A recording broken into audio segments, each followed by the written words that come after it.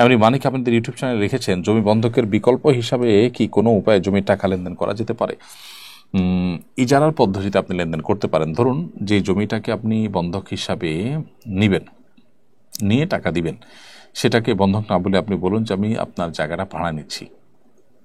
সেই ভাড়ায় নেওয়া জায়গাটা যে কোনো মূল্য আপনার নির্ধারণ করতে পারেন, 10, 20, 100, 200, 500, 1000 যেটাই হোক।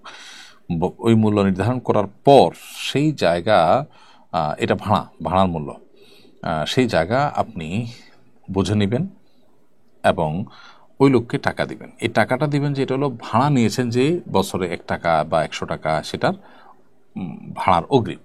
এখান থেকে ভাড়া টাকাটা কাটা হবে প্রতি মাসে মাসে, যেটা ভাড়া ধার্য করা হবে, এবং যখন চুক্তি শেষ হবে বাকি টাকা ফেরত দিবেন। তাহলে এখানে সামান্য নামকাস্তে রাখা গেল, আবার এদিকে সম্পর্কটা শরিয়া গ্রাহ্য সম্পর্ক থাকলো,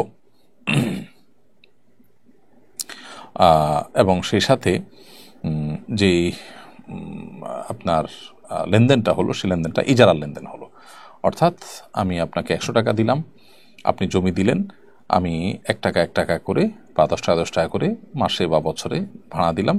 যে কয় বছর আমরা চুক্তি রাখতে চাই উভয় পক্ষ, সেই কয় বছর থাকলো। যখন ভাঙতে চাই, যে কয় টাকা হিসাবে পাওনা আছে সেই কয় টাকা রেখে বাকি টাকা আপনি ফেরত দিয়ে দিবেন, আপনার জমি নিয়ে নেবেন। বাস, তাহলে আমি জমি ভোগ করাও জায়েজ এবং আপনার সেই টাকা নিয়ে কাজে লাগানো জায়েজ হবে।